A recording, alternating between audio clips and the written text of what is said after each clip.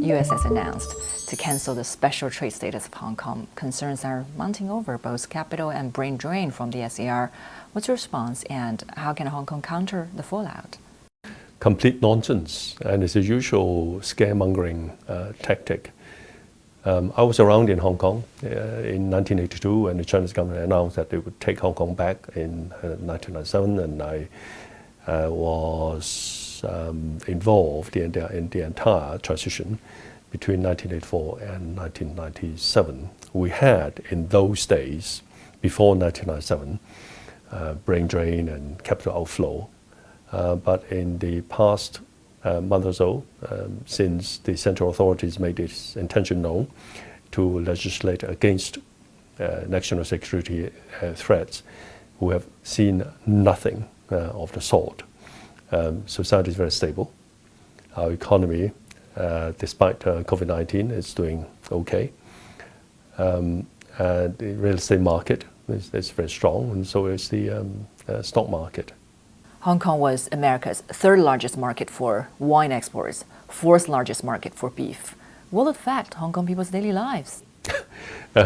We haven't announced any countermeasure yet, but in terms of what the American government have announced so far, I don't think it would affect Hong Kong.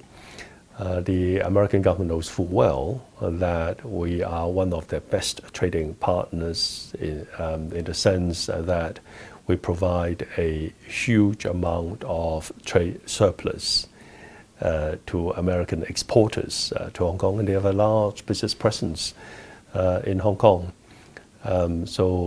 I believe, and definitely hope so, that the American will take into account of their interest in Hong Kong too. You just mentioned you were involved in the whole process of the transition in 1997, and we've heard critics saying that the new national security law will undermine the one country, two systems and a breach of the Sino-British Joint Declaration. Can you tell us more about the Sino-British Joint Declaration? Well, actually, I've written and posted and uploaded an article regarding the Joint Declaration, and I challenge people who claim that the national security law legislation is in breach of the Joint Declaration to actually point out which article of the Joint Declaration has been breached by the Chinese government's moves. If you look at the article one by one, it's not a long document. It's very easy to read and understand. There's nothing in the Joint Declaration, and by extension, there is nothing in the Basic Law that doesn't allow the Chinese government to enact and for the Hong Kong government to implement such law.